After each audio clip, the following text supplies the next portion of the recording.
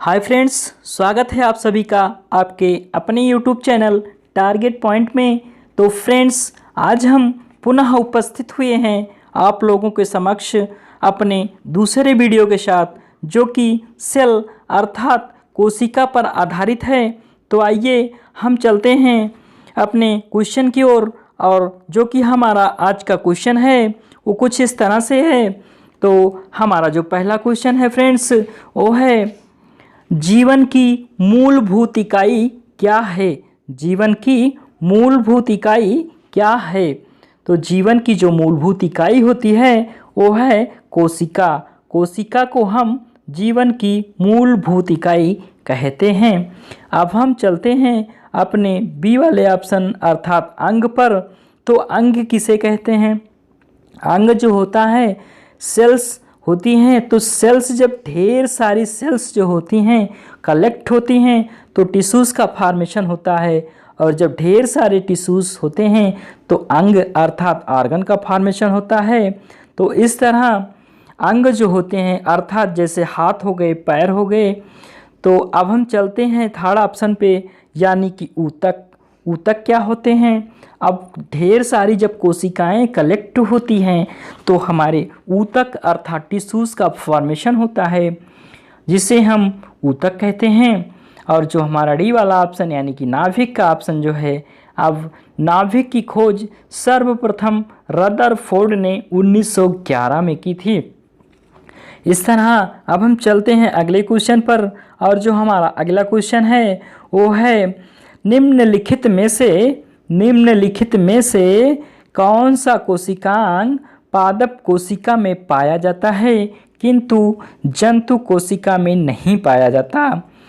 तो पहला ऑप्शन जो है हमारा, यही हमारा आंसर होगा, यानी कि जो क्लोरोप्लास्ट है वो पादप कोशिका में तो पाया जाता है किंतु जंतु कोशिका में इसका अभाव होता है। अब हम इसके सेकेंड ऑप्शन यानी कि एंडोप्लाज्मिक रेटिकुलम के बारे में भी जान लेते हैं। तो एंडोप्लाज्मिक रेटिकुलम जो होते हैं ये दो प्रकार के होते हैं। एक होता है रफ एंडोप्लाज्मिक रेटिकुलम और एक होता है स्मूथ। तो जो स्मूथ होते हैं इनकी जो सरफेस होती है वो चिकनी होती है, और जो रफ एंडोप्लाज्मिक रेटिकुलम होते हैं उन पर कुछ उभरी हुई सी संरचनाएं होती हैं, जिसे हम राइबोसोम कहते हैं। अर्थात रफ एंडोप्लाज्मिक के ऊपर राइबोसोम्स पाए जाते हैं। अब हम चलते हैं अपने थर्ड ऑप्शन अर्थात माइटोकॉन्ड्रिया पर। तो माइटोकॉन्ड्रिया को हम powerhouse of the cell कहते हैं और इसकी खोज सर्वप्रथम कोलिकर ने की थी। अब हम चलते हैं फोर्थ यानी कि डी वाले ऑप्शन पर, जो कि है राइबोसोम। राइबोसोम जो होती है ये प्रोटीन के स्टोर का कार्य करती है।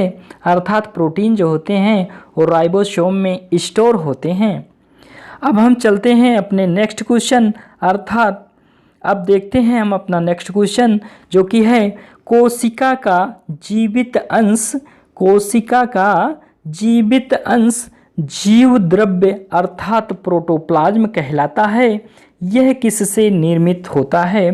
तो जो कोशिका का जीवित अंश होता है वह हम कह सकते हैं कि जो हमारा डी वाला ऑप्शन है, यानी कि जो डी वाला ऑप्शन है कोशिका द्रव्य, केंद्रक द्रव्य तथा अन्य कोशिकांग, इसमें हमारा डी वाला ऑप्शन ही सही होगा।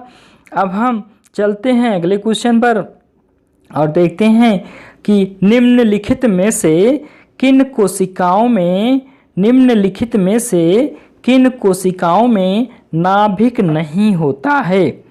तो हमारा जो यहाँ पर आंसर होगा वो ऑप्शन बी, यानी कि लाल रक्त जो कोशिकाएं होती हैं इनमें नाभिक का अभाव होता है, अर्थात इनमें नाभिक नहीं होते हैं। और अब हम देख लेते हैं थर्ड वाले ऑप्शन को भी। तो ये जो प्लेटलेट्स होते हैं सेल्स की जो फ्रेगमेंट होते हैं इन्हें हम प्लेटलेट्स अर्थात प्रोथ्रोम्बिन भी बोल सकते हैं, जो कि रक्त का थक्का बनाने में मदद करते हैं।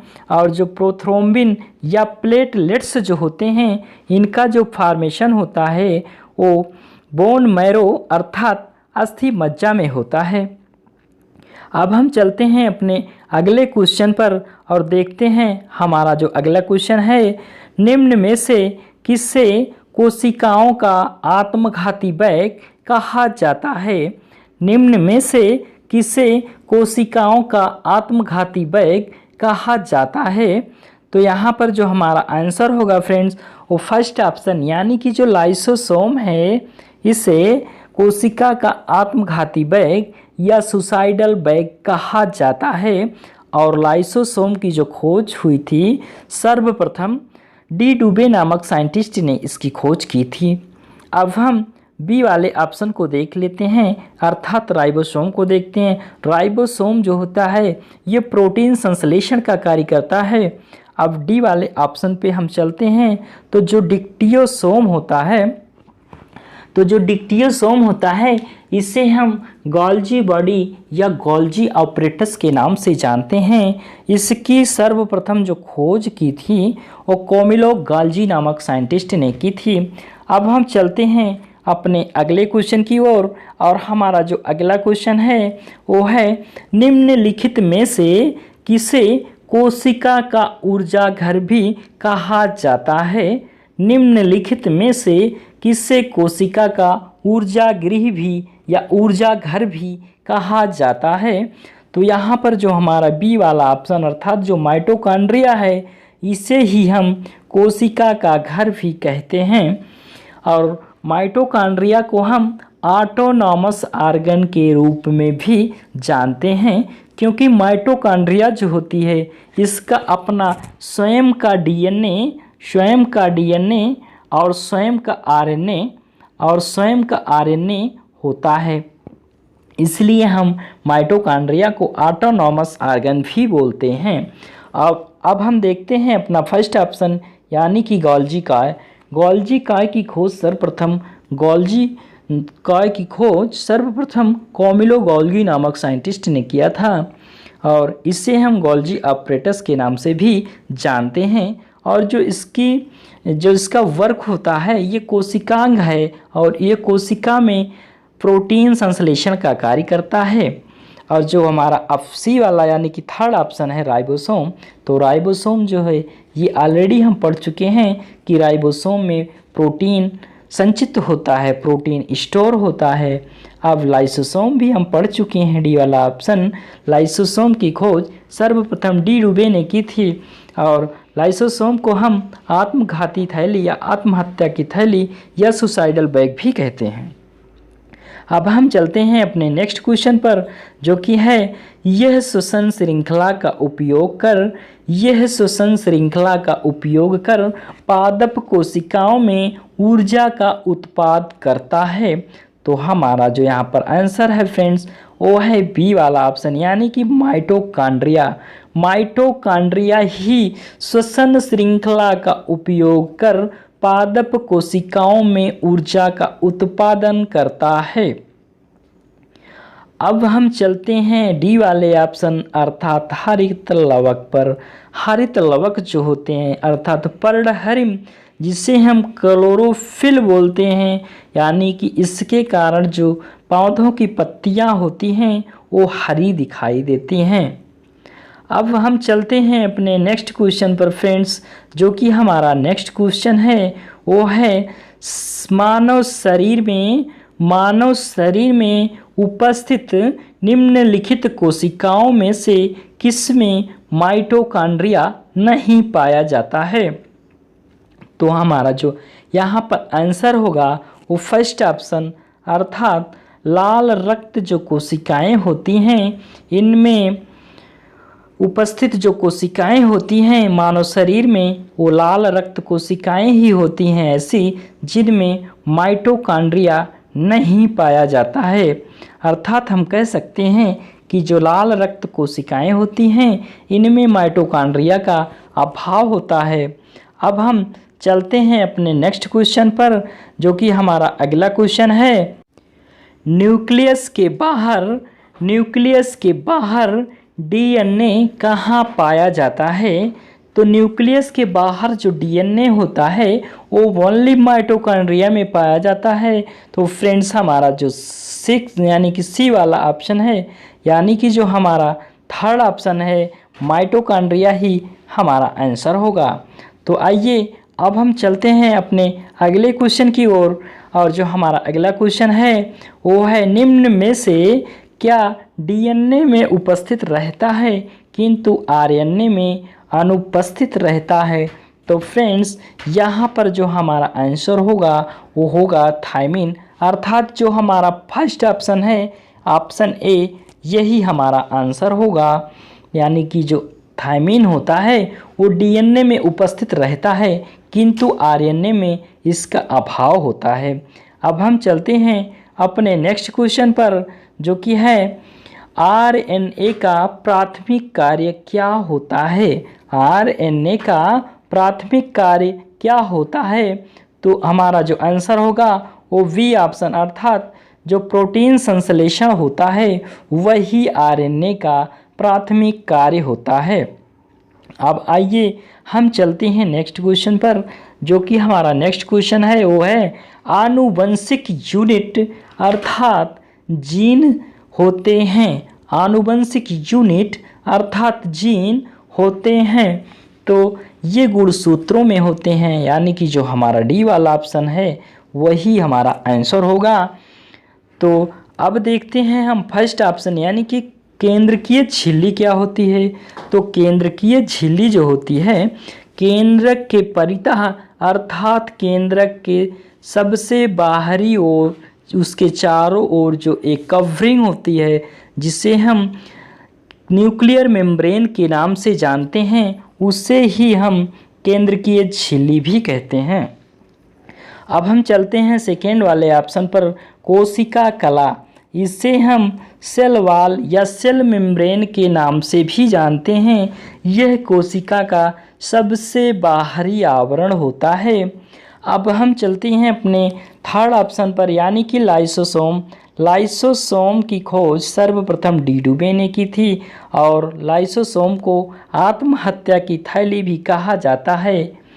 अब हम चलते हैं नेक्स्ट क्वेश्चन पर, डीएनए की द्विसूत्री संरचना का पता लगाया था। तो डीएनए की जो द्विसूत्री संरचना है, यानी कि जो डीएनए की डबल हेलिक्स मॉडल थी उसका सर्वप्रथम पता लगाया था। तो किसने लगाया था, वाटसन और क्रिक, यानी कि जो हमारा सेकेंड ऑप्शन है वही हमारा आंसर होगा। तो इसी क्रम में हम ऑप्शन सी यानी कि हरगोविंद खुराना को भी देख लेते हैं। यानी कि हरगोविंद खुराना जो थे इन्होंने सर्वप्रथम जीन शब्द की खोज की, यानी कि जीन की खोज की थी इन्होंने, और इस महान कार्य के लिए हरगोविंद खुराना जी को नोबेल प्राइज से सम्मानित किया गया था। अब हम चलते हैं डी वाले ऑप्शन पे, यानी कि डी ब्रीज। अब हुगो डी ब्रीज जो थे ये फादर ऑफ म्यूटेशन, यानी कि इन्हें उत्परिवर्तन का पिता कहा जाता था। इन्हें उत्परिवर्तन का पिता कहा जाता है। आइए हम देखते हैं अगला क्वेश्चन, और है ये सर्वप्रथम डीएनए को किसने अलग किया। तो सर्वप्रथम जो डीएनए था उसे अलग करने का कार्य किसने किया। तो फ्रेडरिक मिशन नामक जो साइंटिस्ट थे, यानी कि जो हमारा फर्स्ट ऑप्शन है वही हमारा आंसर होगा। फ्रेडरिक मिशन ने डीएनए को अलग करने का सबसे पहले कार्य किया। तो वाटसन और क्रिक, यानी कि जो हमारा डी ऑप्शन है इसे हम देखते हैं।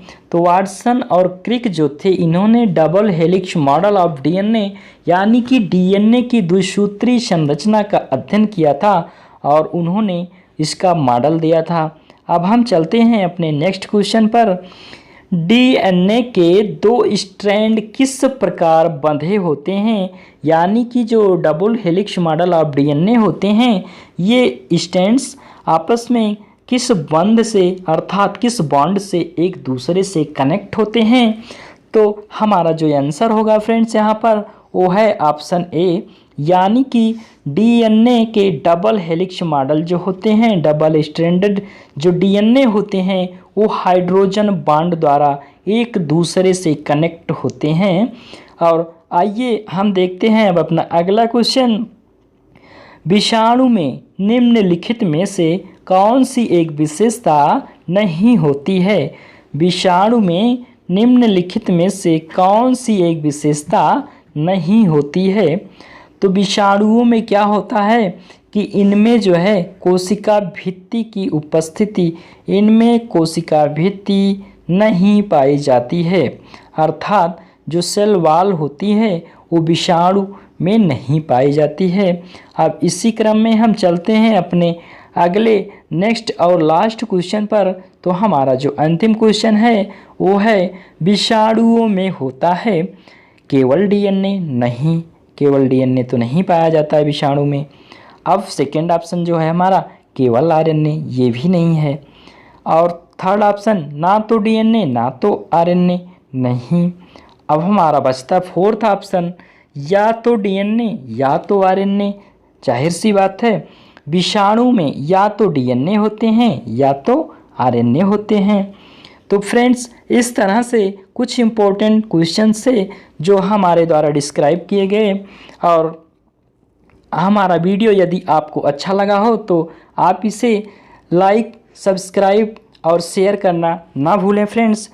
तो welcome back in next video. तो तब तक के लिए अनुमति चाहते हैं friends. Thanks to watch my video.